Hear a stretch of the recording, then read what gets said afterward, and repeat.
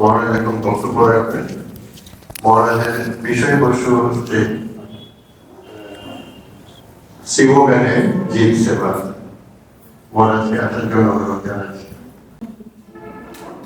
ॐ स्थापकाय च धर्मस्य सर्वधर्मस्वरूपिणे अवतारवरिष्ठाय रामकृष्णाय ते नमः।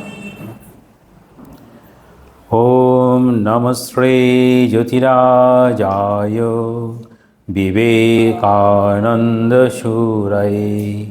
सच्चित्सुखस्वरूपाय स्वामिने तापहारिणे।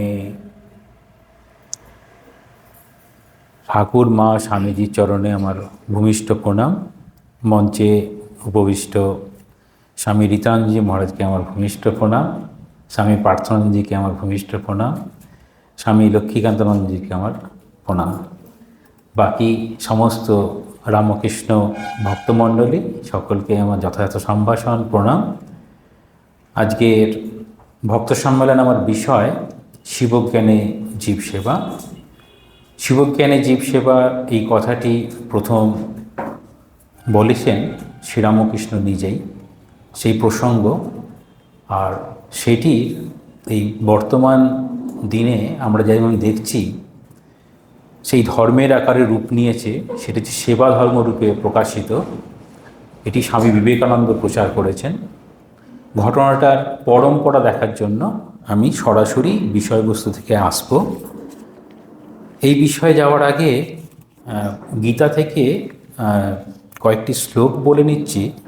আমাদের প্রত্যেকের জীবনের সাধনা আর সেই সাধনায় সিদ্ধি হলে কীরকম হয়। গীতায় বলছেন শ্রীকৃষ্ণ নিজেই, অমানিত্যম অদম্ভিত্যম অহিংসা শান্তি আর্জবম আচার্যোপাসনম শৌচম স্থৈর্যম আত্মবিনিগ্রহ। কতগুলো গুণ বলছেন, যেটি বেদান্ত সারে সাধনার পর্বে গিয়ে কাম্যকর্ম নিষিদ্ধ কর্ম বলতে বলতে সমাধানে এসেছেন। এই সমাধানটা হচ্ছে এই সাধনার প্রথম, যেখানে আমাদের অমানিত্যম অদম্ভিত্যম অহিংসা শান্তি সরলতা আচার্য উপাসনা শৌচ, যত রকম শৌচ আছে বাহ্য শৌচ অন্তঃশৌচ, স্থৈর্যম অর্থাৎ কাজে স্থিরতা শুদ্ধতা, আত্মবিনিগ্রহ মানে হচ্ছে আত্মসংযম। এটি হচ্ছে আমাদের সাধনা প্রত্যেকের। আরেকটা বলছেন ইন্দ্রিয়ার্থেষু বৈরাগ্যম অনহংকার এব চ জন্ম মৃত্যু জরা ব্যাধি দুঃখ দোষানুদর্শনম। তো এই দুটি হচ্ছে আমাদের সাধনা। খুব কঠিন। এই যে অসুয়া দোষ দেখা, আমাদের যত রকম ইন্দ্রিয়গুলো সবসময় বহির্মুখী, তাকে অন্তর্মুখী করা খুব কঠিন। অন্তর্মুখী করাটাই হচ্ছে আমাদের সাধনা। যে কারণে ঠাকুর একসঙ্গে বলে দিলেন যে ভগবানকে ধরতে গেলে তিনটে টান একসঙ্গে করতে হবে। সেই তিনটে টানকে একসঙ্গে করার নামই হচ্ছে সমস্ত ইন্দ্রিয়গুলো যেন ভগবানের দিকে যায়। আর এই সাধনায় সিদ্ধি লাভ করলে তার ব্যবহারে কি প্রকাশ পায়? ব্যবহারে প্রকাশ পাচ্ছে সেটি গীতায় ভক্তিযোগে বলছেন, অদ্বেষ্টা সর্বভূতানাং মৈত্র করুণ এব চ নির্মম নিরহংকার সম দুঃখ সুখ সমী সন্তুষ্ট সততম যোগী যতাত্মা দৃঢ় নিশ্চয় ময়্যর্পিত মনোবুদ্ধি ইয়ো মদ্ভক্ত সমে প্রিয়। আমরা কি করলে পরে ভগবান প্রিয় হবেন সেটিও বলছেন। আর আমাদের ব্যবহারটা কীরকম হবে, এই যে আমাদের ব্যবহার কীরকম হবে এই প্রসঙ্গে যখন আসছেন, তখন এই ঠাকুর সমস্ত ধর্মের কথা তার কাছে আগত ত্যাগী সন্তান এবং গৃহী সন্তানদের কাছে তুলে ধরতেন। এবং ঠাকুরের অদ্ভুত বিষয়, ঠাকুর কোনটাকে গ্রহণ করতে বলতেন। ঠাকুর তার শিষ্যদেরকে, সেটি গৃহী বা ত্যাগী, প্রত্যেককেই তাদের আধার অনুযায়ী গ্রহণ করতে বলতেন। যেমনভাবে দেখা যায় স্বামী বিবেকানন্দকে অদ্বৈত মত বেশি করে শেখানোর জন্য বলতেন। সেখানে দেখি অষ্টাবক্র সংহিতা, বিশেষ করে যোগবাশিষ্ঠ, সেখানে ওই রকমভাবে ঠাকুরের কথাগুলো দেখা যায়। তা এই আধুনিক ভারতবর্ষে স্বামী বিবেকানন্দ যে সেবা ধর্মের প্রবর্তন করলেন, আমরা দেখি সমস্ত সম্প্রদায়, সেটি খ্রিস্টান হতে পারে, বৌদ্ধ হতে পারে, আমাদের হিন্দু ধর্মের বিভিন্ন সম্প্রদায়, সবারই একটা করে সেবা ধর্মের একটা দিক দেখা যায়। কোথাও ডিসপেন্সারি, কোথাও ভক্তদের খাওয়ানো, কোথাও পড়াশোনার ব্যবস্থা, চিকিৎসার ব্যবস্থা, এসবগুলো কি এই সেবা ধর্মের মধ্যে দিয়েই সব কিছু হতে পারে, যেটিকে ঠাকুর উল্লেখ করছেন? তাহলে দেখা যায় এই রামকৃষ্ণ বিবেকানন্দ, এই যে তাকে কেন্দ্র করে, ঠাকুরকে কেন্দ্র করে স্বামী যে প্রতিষ্ঠা করলেন রামকৃষ্ণ মিশন, সেখানে সন্ন্যাসীদের একটা বিশেষ সাধনার পন্থাই হচ্ছে সেবা।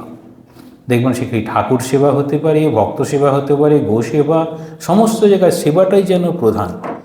তাহলে আমরা কি ভাবি যে এখন বর্তমান সময়ে যে স্বামীজির ভাবনায় অনুপ্রাণিত হয়ে সব জায়গাতে এরকম সেবার কাজ চলছে, সেটা কি সত্যিই সেই রকম? বা বিভিন্ন ক্ষেত্রে যে সেবার কাজটা চলছে, স্বামীজি যে সেবার প্রসঙ্গে ঠাকুরের দেওয়া কথাটা বলছেন, সেই রকমভাবে যদি করতে হয়, তাহলে সেটিতে কীরকমভাবে করতে হবে? তাহলে আসা যাক প্রসঙ্গ কীরকমভাবে ঠাকুর উত্থাপন করছেন। এই প্রসঙ্গ লীলা প্রসঙ্গের দ্বিতীয় খণ্ডে রয়েছে। সেখানে বলছেন 1884 খ্রিস্টাব্দের কোনো সময়ে দক্ষিণেশ্বরে শ্রীরামকৃষ্ণ ভক্তবৃন্দ পরিবৃত অবস্থায় ধর্ম প্রসঙ্গ করছিলেন। ঠাকুর হচ্ছে ধর্ম প্রসঙ্গ করতেন, করতে করতেই সমাধিতে চলে যেতেন, আবার সমাধি থেকে নেমে এসে ধর্ম প্রসঙ্গ করতেন। অদ্ভুত! ঠাকুরের মন সাধারণ ভূমিতে প্রায় থাকতই না। এই সাধারণ ভূমিতে থাকার জন্য ঠাকুর এরকম ধর্ম প্রসঙ্গগুলো নিয়ে আসছেন। সেইখানে উপস্থিত ছিলেন অনেকের সঙ্গেই নরেন্দ্রনাথ, তৎকালীন নরেন্দ্রনাথ, পরবর্তীতে বিবেকানন্দ। এবং অদ্ভুত বিষয়, ঠাকুরের বলা কথাটি যেমনভাবে স্বামী সারদানন্দজি উল্লেখ করছেন, বাকি যারা ছিল তারা সেরকমভাবে বুঝতে পারেননি, কেবলমাত্র নরেন্দ্রনাথ বুঝতে পেরেছিলেন। সেখানে কথা প্রসঙ্গে বৈষ্ণব ধর্মের প্রসঙ্গে এলো। বৈষ্ণব ধর্মের প্রসঙ্গ উঠলে শ্রীরামকৃষ্ণ সাধারণভাবে ওই মতের সারমর্ম যখন বোঝাচ্ছিলেন, তখন তিনি বলছেন, 3টি বিষয় যদি পালন করতে নিরন্তর যত্নবান থাকার জন্য উপদেশ করছেন এই বৈষ্ণব সম্প্রদায়, সেটি হচ্ছে নামে রুচি, জীবে দয়া, বৈষ্ণব পূজন। 3টি কথা বললেন। একটা হচ্ছে নামে রুচি। এই নামে রুচির জন্যই আমাদের বিভিন্ন রকম দীক্ষা নেওয়া, যার যেরকম গুরু ইষ্ট, গুরু যেমনভাবে যার দীক্ষা দেন, ইষ্টের কথা বলেন, সেই নামে রুচি। জীবে দয়া, জীবের প্রতি যেন দয়া, আর বৈষ্ণব পূজন, এর মধ্যে দিয়েই যেন আমাদের এই ভগবান লাভের পথটি ঠিক হয়। সেটি কারা বলছেন? বৈষ্ণবরা বলছেন। যেই নাম নাম আর নামই অভেদ হয়ে যায়, তাহলে ঈশ্বরের নাম, ঈশ্বরের বৈশিষ্ট্য সেই নিয়ে, বা অবতারের নাম নামী অভেদ রূপে তার পালন করতে পারে। তাহলে নাম নামী অভেদ, এটিকে জ্ঞান করতে হবে, এবং যার নাম করছি তার চরিত্র, তার জীবন, তার চরিত্র কত মহৎ, সেটিকে অনুধাবন করতে হবে। তারপর বলছেন, ভক্ত ও ভগবান, কৃষ্ণ ও বৈষ্ণব অভেদ জানিয়া সর্বদা সাধু ভক্তদিগকে শ্রদ্ধা, পূজা ও বন্দনা করিবে। কি বলছেন? ভক্ত ও ভগবান, কৃষ্ণ ও বৈষ্ণব অভেদ জানিয়া, তাহলে ভক্ত ভগবান, ভক্তের হৃদয়ে ভগবান বাস করেন, সেরকম না দেখে ভক্তকেই ভগবান বলে মনে করতে হবে। আপনারা দেখবেন গুরুদ্বারাতে যাবেন, সেখানে ওই কর সেবক আছেন। আমরা যারা ভক্তরা যাই গুরুদ্বারায়, আমাদের জুতোগুলো তারা হাতে করে নিয়ে রাখে। আমাদের এখানে খুব কম, আমাদের মঠে এটা ট্রেনিং দেওয়া হয়। আমাদের যখন উৎসব হয় তখন জুতো এরকম করে প্যাকেটে রাখার ডিউটি থাকে। তো ওখানে ওরা এটাকে ভগবান বলে ভাবছেন। আর কৃষ্ণ আর বৈষ্ণব দেখাচ্ছেন যে শ্রদ্ধা, পূজার বন্দনা করিবে।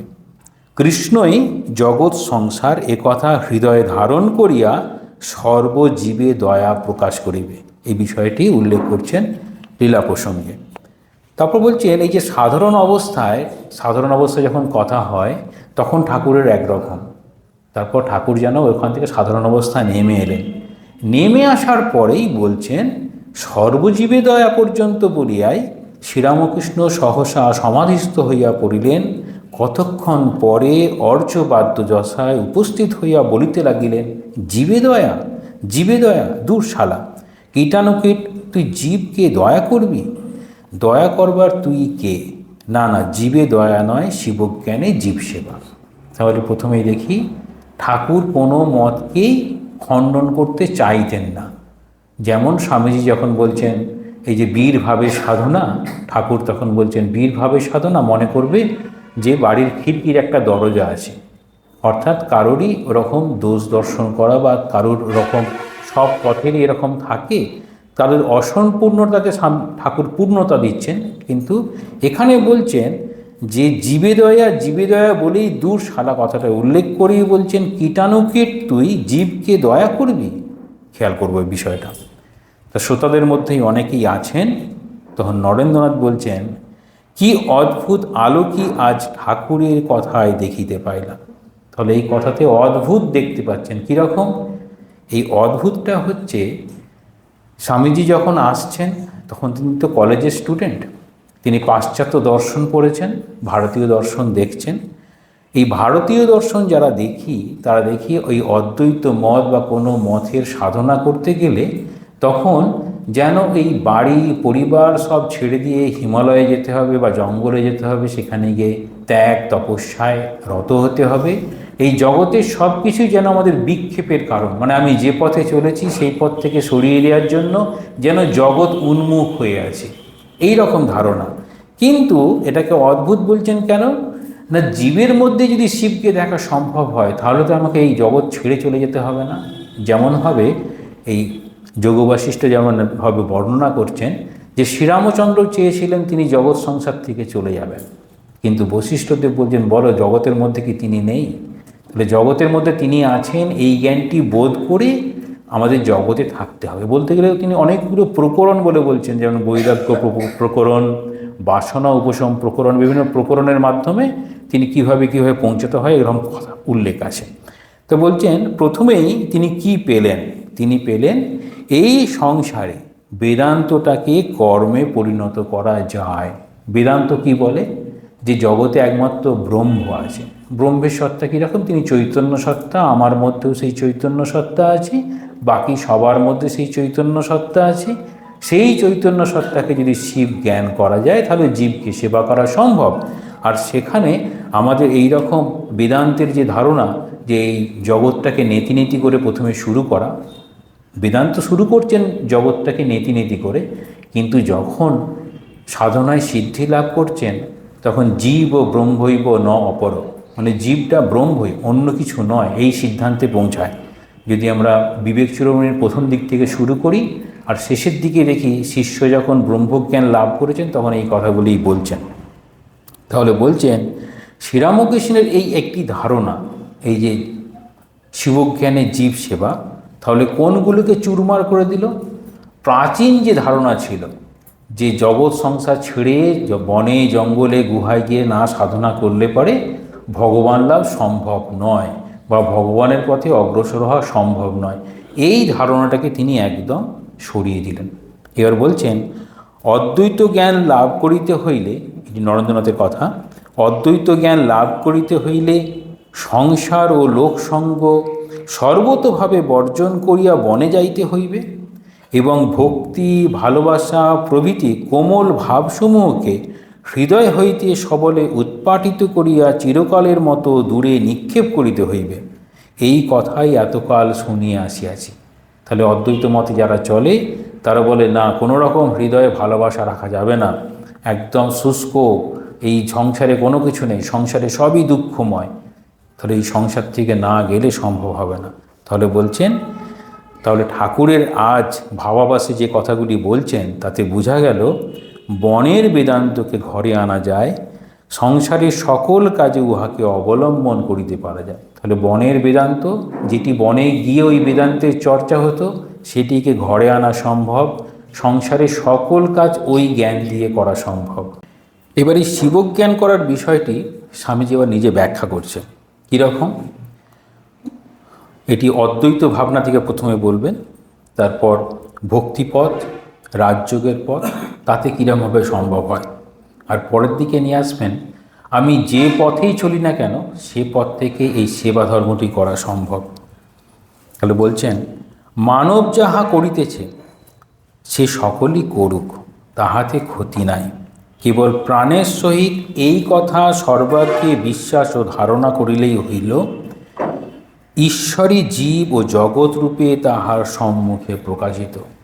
ঈশ্বরই জীব ও জগৎ রূপে তাহার সম্মুখে প্রকাশিত।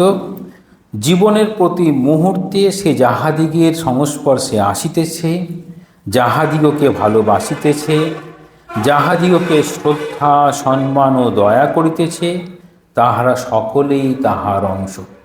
তাহলে জীব সকলের মধ্যে অংশরূপে, এটি হচ্ছে বিশিষ্টাদ্বৈত মত।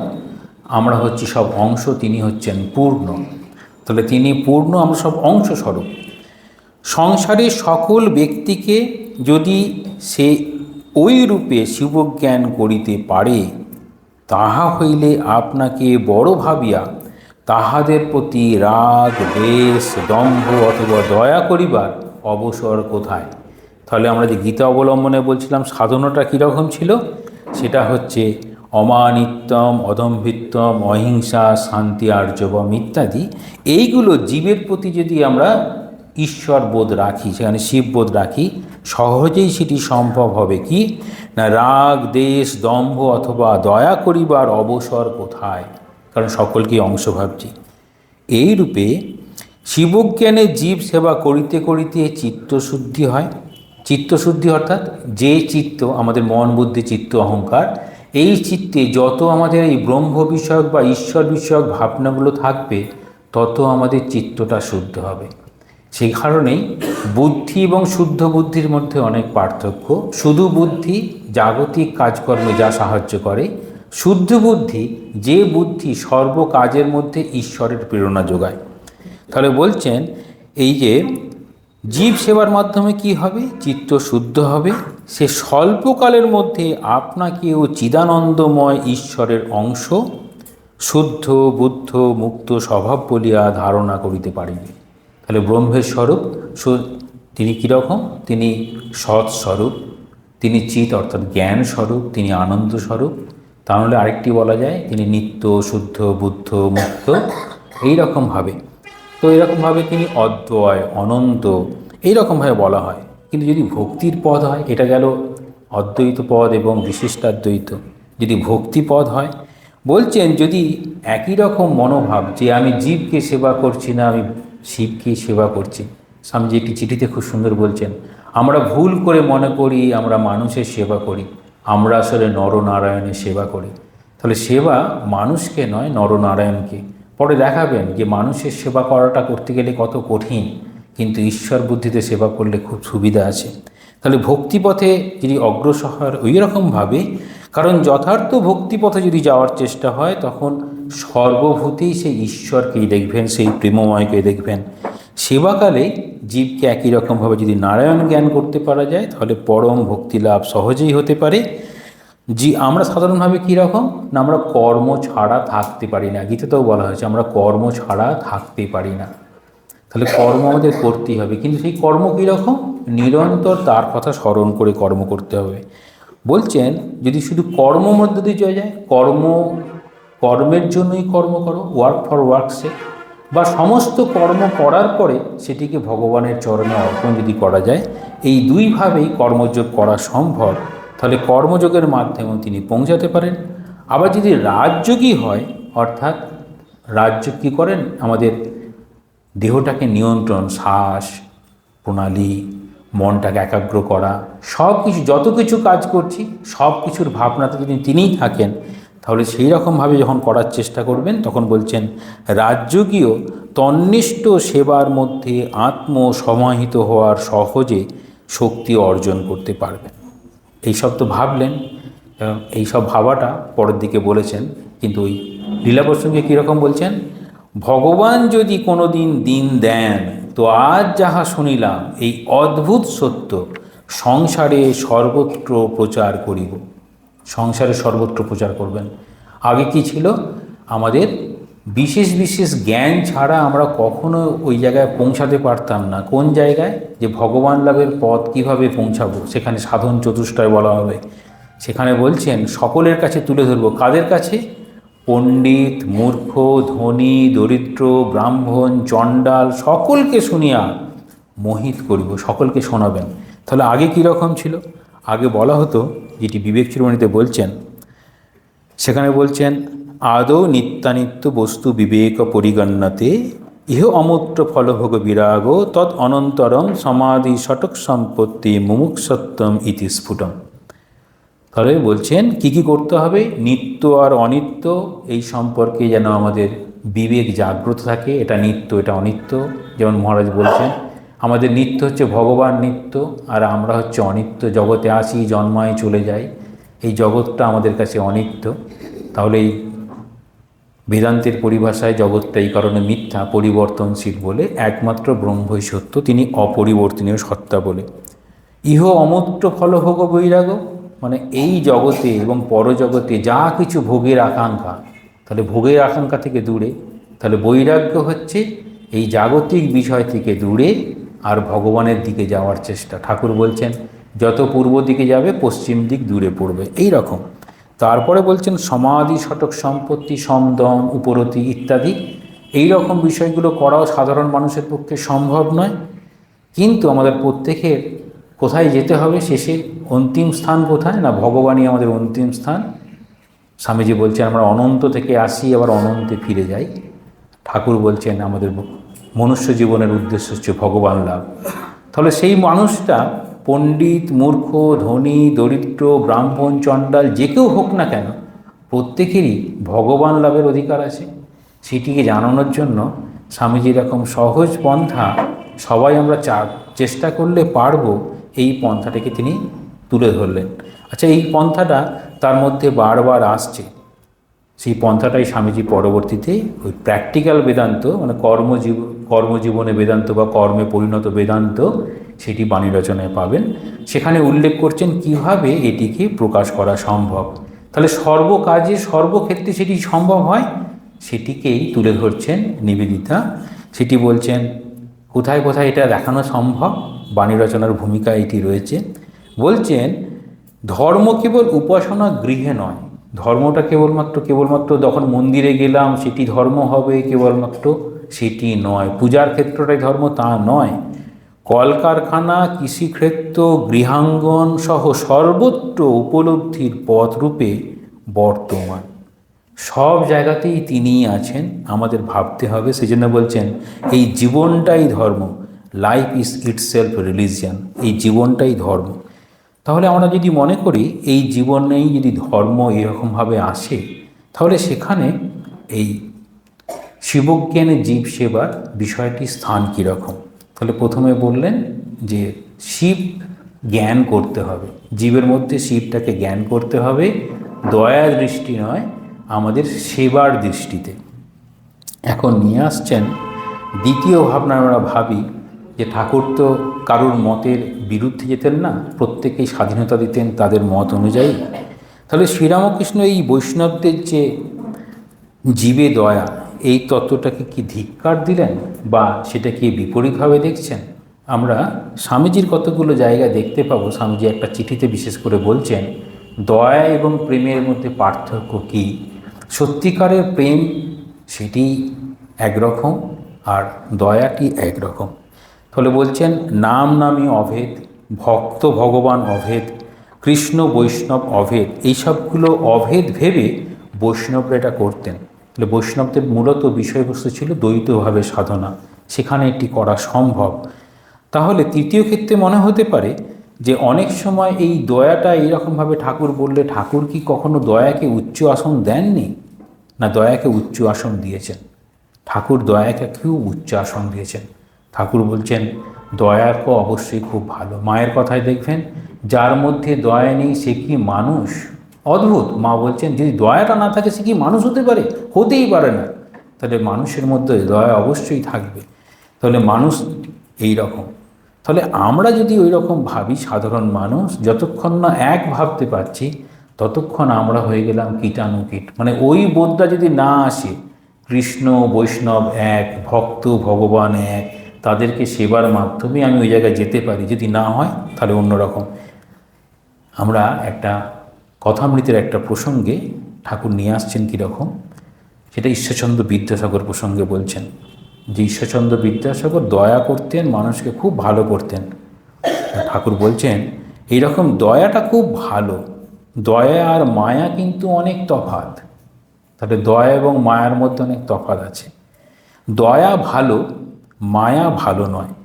মায়া আত্মীয়ের উপর ভালোবাসা, স্ত্রী পুত্র ভাই ভগিনী ভাইপো ভাগ্নে বাপ মা এদের ওপর। দয়া সর্বভূতে সমান ভালোবাসা। দয়া বলতে কী বোঝাবে? সর্বভূতে সমান ভালোবাসা, পরিচিত অপরিচিত সকলের প্রতি একই রকম। আমরা যদি মনে করি এই দয়াটা কীরকম, তাহলে এবার মাস্টারমশাই কীরকম প্রশ্ন করছেন। মাস্টারমশাই প্রশ্ন করছেন, আচ্ছা দয়াটি কি একটা বন্ধন? শ্রীরামকৃষ্ণ তীক্ষ্ণভাবে বললেন, সে অনেক দূরের কথা। দয়াটা বন্ধন কিনা বলছেন। মায়া তো বন্ধন আমরা সকলেই জানি, দয়াটা কি বন্ধন? শ্রীরামকৃষ্ণ তীক্ষ্ণভাবে বললেন, সে অনেক দূরের কথা।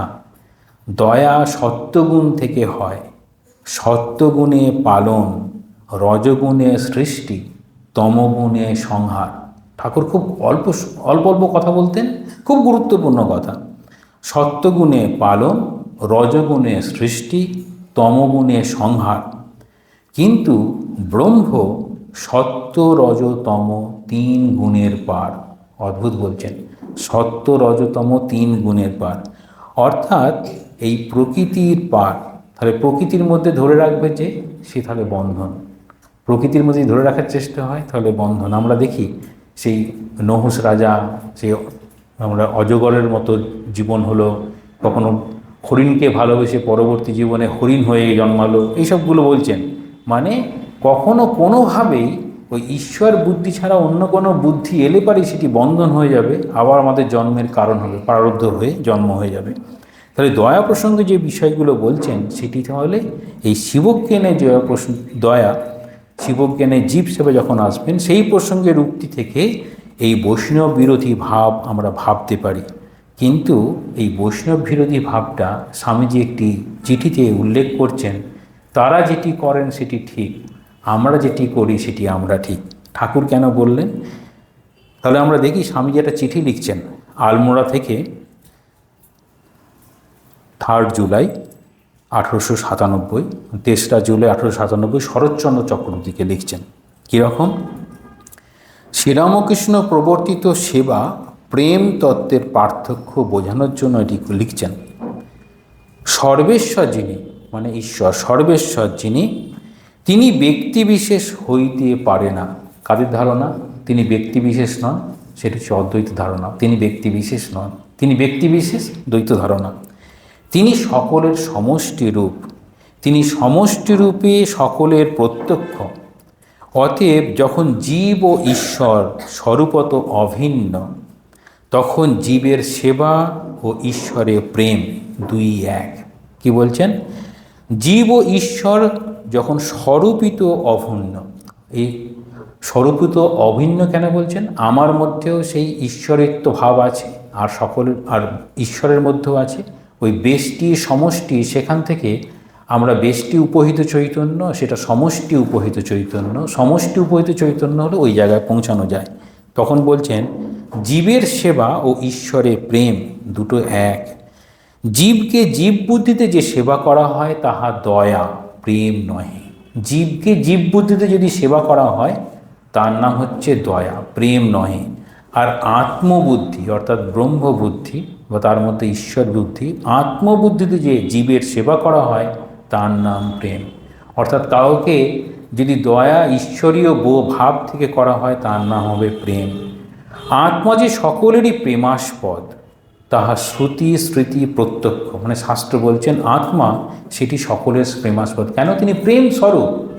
তিনি কীরকম? জ্ঞান স্বরূপ। বলা হয় কি আত্মা কীরকম? সচ্চিদানন্দ, সচ্চিত আনন্দ। এই আনন্দ হচ্ছে প্রেম। এখানে বলা হয় এক্সিস্টেন্স নলেজ ব্লিস, ইংরেজি শব্দ। এতে পরিষ্কার বোঝা যায় তিনি প্রেম স্বরূপ, তার স্বরূপটাই প্রেম। সর্বপ্রকার প্রেমের দ্বারাই জানা যাইতেছে। এই জন্যই ভগবান শ্রী চৈতন্য যে ঈশ্বরে প্রেম ও জীবে দয়া করিতে উপদেশ দিয়াছিলেন তাহা যুক্তিযুক্ত। দেখুন তাহলে শ্রী চৈতন্যদেব কী করেছেন? ঈশ্বরে প্রেম এবং জীবে দয়া করতে যে উপদেশ করেছিলেন সেটি যুক্তিযুক্ত। কারণ তারা কি ছিলেন? দ্বৈতবাদী ছিলেন বলিয়া এই সিদ্ধান্ত। তাহারা দ্বৈতবাদী ছিলেন, সেই জন্যই ওই দয়ার কথা বলছেন। যাহা জীব ও ঈশ্বরের ভেদ সূচনা করে তাহা সমীচীনী হইয়াছে। কিন্তু আমাদের ক্ষেত্রে ঠাকুর ছিলেন কি? অদ্বৈতবাদী। অদ্বৈতনিষ্ঠ আমাদের কিন্তু জীব বুদ্ধি বন্ধনের কারণ। তাহলে আমরা হচ্ছি অদ্বৈতবাদী, ঠাকুর অদ্বৈতবাদী ছিলেন, স্বামীজি সেটা লিখছেন। অদ্বৈতনিষ্ঠ আমাদের কিন্তু জীব বুদ্ধি বন্ধনের কারণ, অতএব আমাদের অবলম্বন প্রেম, দয়া নয়। তাহলে আমাদের অবলম্বন প্রেম বলে সেটি দয়া নয়। জীবে প্রযুক্ত দয়া শব্দ আমাদের বোধ হয় জোর করিয়া বলা মাত্র। আমরা দয়া করি না, সেবা করি। তাহলে আমরা দয়া করি না, সেবা করি, সেই জন্য আমাদের দৃষ্টিতে এটি ঠিক। এটা হচ্ছে অদ্বৈতবাদী মত। আর বৈষ্ণব মতে যেটি বলা হয়েছিল সেটা দ্বৈত মতে বলা হয়েছিল, সেটাও তাদের মত থেকে ঠিক। তাহলে এই যে জীবের মধ্যে যে সেবা করা হবে সেটি কখন দেখা যাচ্ছে? ঠাকুর দেখাচ্ছেন, ঠাকুরের জীবনের অংশ। ঠাকুরের শরীর খারাপ করেছে, গলায় গলরোগ, তিনি খেতে পারছেন না। সেই সময় একজন পণ্ডিত এসেছিলেন, পণ্ডিতের নাম হচ্ছে পণ্ডিত শশধর তর্কচূড়ামণি। তখন শশধর তর্কচূড়ামণি বলছেন, আপনি যদি ঠাকুরকে বলেন তো মাকে বলেন আপনার শরীরটা ঠিক হয়ে যায়। তিনি বলছেন, এই সব কিছু মন প্রাণ আমি তাকে অর্পণ করে দিয়েছি, অর্থাৎ মায়ের পায়ে দিয়ে দিয়েছি, সেখানে গিয়ে এই হাড় মাংসের জন্য প্রার্থনা করব? আমি পারবো না। কিন্তু যখন স্বামীজি বলছেন না আপনার মাকে একটু বলুন, সেটা ঠাকুর এড়িয়ে যেতে পারেননি। কিন্তু ঠাকুর বললেন, এসে কি বলছেন? নরেন্দ্রনাথকে বলছেন, মাকে বললুম গলায় ক্ষত দেখাইয়া, এইটের দরুন কিছু খেতে পারি না, যাতে দুটো খেতে পারি করে দে। তা মা বললেন, তোদের সকলকে দেখিয়ে কেন, এই যে এত মুখে খাচ্ছিস? আমি আর লজ্জায় কথাটি কইতে পারলাম না। এত মুখে খাচ্ছিস, অর্থাৎ তিনি নিজেকে সকলের মধ্যে দেখছেন। এইবার সারদানন্দজি বলছেন, শ্রীরামকৃষ্ণের দেহবুদ্ধির অভাব এবং অপূর্ব অদ্বৈত জ্ঞানে অবস্থান বলে তিনি নির্ণয় করছেন, যেটা এখানে প্রকাশ করলেন। এইবার দেখাচ্ছেন ঠাকুরের ওই ভাব, মা সকলের কাছে তিনি জননী রূপে অবস্থান করছেন। সকল রকম সন্তান, সেটি সতী অসতী, সাধু সাধারণ গৃহী, সবাইকেই একই রকমভাবে গ্রহণ করছেন। কিভাবে না, তিনি সকলের মা হয়ে তিনি অবস্থান করছেন। স্বামীজিও দেখাচ্ছেন তার জীবনের শেষ দিকে যখন বেলুড় মঠে আছেন, সমস্ত কাজ থেকে নিজেকে সরিয়ে এনেছেন, তখন সাঁওতাল কয়েকজন কাজ করত, তাদেরকে খাইয়ে বলছেন, আজ যে নারায়ণ, মানে তাদেরকে নারায়ণ সম্বোধন করতে বলছেন, তোরা যে নারায়ণ, আজ আমার নারায়ণের ভোজ দেওয়া হলো। অর্থাৎ সাধারণ মানুষের মধ্যে নারায়ণ দেখে, এমনকি সাঁওতাল যারা কাজ করতো তাদের মধ্যে নারায়ণ দেখে কথাটি বলছেন, তোদের আজ নারায়ণকে ভোজ দেওয়া গেল। স্বামীজির গুরু ভাই স্বামী অখণ্ডানন্দজি যখন এই বহরমপুরের বেহুলা গ্রামে কাজ করতেন, তখন এমনভাবে ভাবিত হয়ে যেতেন, তিনি দেখতেন যখনই কোনো যাকেই দেখছেন তার মধ্যে তিনি নারায়ণ দর্শন করতেন। একটা এমন অবস্থা তার মনের হয়েছিল, সেটা বলছি। তিনি পথে বস্ত্রহীন মলিন বালক দেখিলেই তাহাকে সস্নেহে আশ্রমে লইয়া আসিতেন।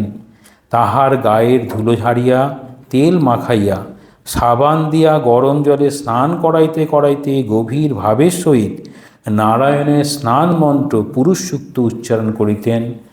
সেটি হচ্ছে, সহস্র শীর্ষা পুরুষাহ সহস্রাক্ষ সহস্রপাদ সভূমিম সর্বতঃ স্পৃষ্টা অত্যুষ্ট দশাঙ্গুলম। তাহলে এই যে শিবজ্ঞানের জীব সেবা যে সত্যিকারের খুব কঠিন, স্বামীজির নিজের অনুভব তিনি একটা কবিতার মধ্যে তুলে ধরেছেন। কবিতাটার নাম হচ্ছে সখার প্রতি। তিনি শেষের দিকে নিয়ে আসছেন যে যদি সেটি প্রেম যদি সম্ভব হয় তাহলে আমরা ওই জায়গায় পৌঁছাতে পারি। কিন্তু এই পৃথিবী, এই জগৎ, এই স্বার্থময় জগতে কি হয়, কবিতার কয়েকটা লাইন, দ্বন্দ্ব যুদ্ধ চলে অনিবার, পিতা পুত্রে নাহি দেয় স্থান, স্বার্থ স্বার্থ সদা এই রব, হেতা হোতা শান্তির আকার। এরপরে বলছেন, এহেন সংসারে স্থান পেতে গেলে কি করতে হবে? জড়প্রায় অতি নীচ, মুখে মধু অন্তরে গরল, সত্যহীন স্বার্থপরায়ণ।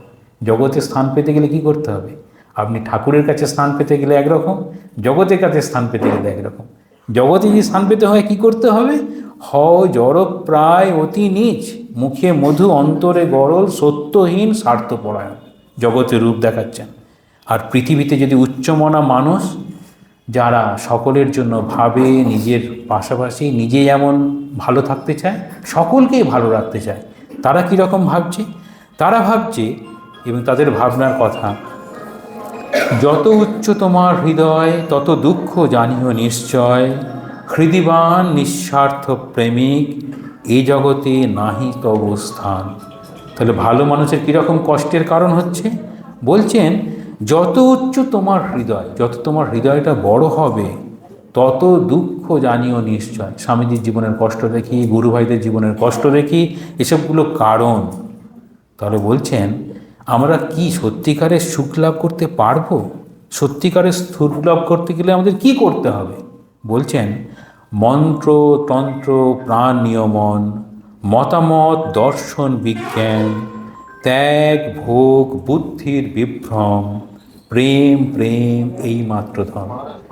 তাহলে প্রেম প্রেম এই মাত্র ধন, এটা যদি সম্ভব হয় তাহলেই সেটি সম্ভব হবে। তাহলে দারুণ আঘাতের সম্মুখীন হয়েও যারা মনে করবে ঈশ্বরের বিধানেই আমি এরকম কষ্ট পেলাম, আমরা এই প্রারব্ধের জন্য এই জন্ম, এই কষ্ট তার নির্বাসনার জন্য, মানে এই সব আমাদের বাসনাগুলো ক্ষয় হবে বলে এই কষ্টগুলো আসছে, তাহলে সেই একমাত্র বুঝতে পারবে প্রেমটাই একমাত্র ধন।